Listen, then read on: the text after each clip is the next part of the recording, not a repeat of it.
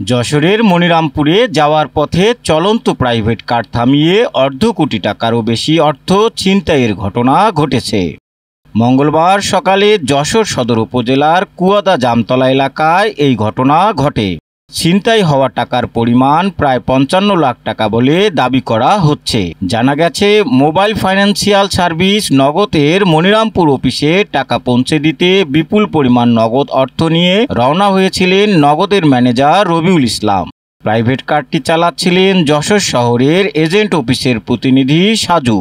Private কারটি কুয়াদা Jamtala এলাকায় পৌঁছালে হঠাৎ ৩টি মোটরসাইকেল ও একটি 4 হুইলার গাড়িতে আসা ছিনতাইকারীরা গাড়ির গতিরোধ করে। অস্ত্রের মুখে গাড়ির চালক ও ম্যানেজারকে নামিয়ে বেধড়ক মারধর করা হয় এবং জিম্মি করে ছিনিয়ে নেওয়া হয় নগদ অর্থ। খবর পেয়ে ঘটনাস্থলে ছুটে যায় পুলিশ, পিবিআই, র্যাব সহ আইনশৃঙ্খলা বাহিনীর বিভিন্ন ইউনিট।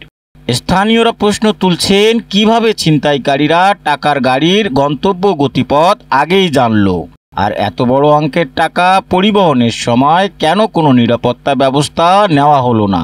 পুলিশ সুপার রওনক জাহান জানিয়েছেন, ছিনতাইয়ের পেছনে কোনো ভেতরের সূত্র ছিল কিনা সেটি খতিয়ে দেখা হচ্ছে।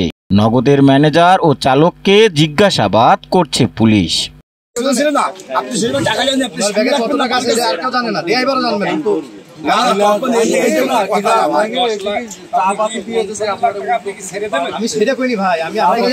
একদম চুপচাপ আমি যখন